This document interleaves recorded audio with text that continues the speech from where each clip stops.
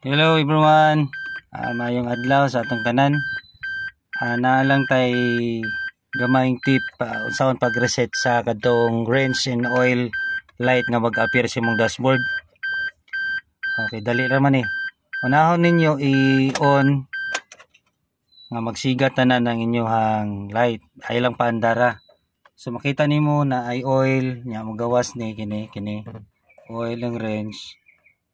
So kanigawas naman ang iyahang dapat naagid sa makawas ang iyahang kilometer kinao.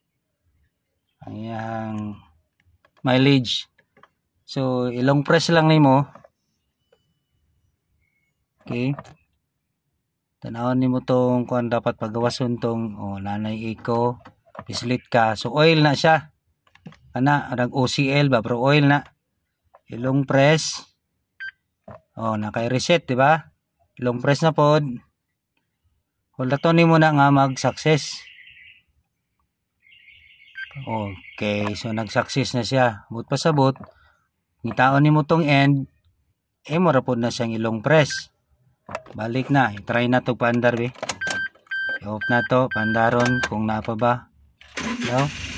Ayun. Wala na, kana lang. Sunday lang na ninyo akong video. Thank you.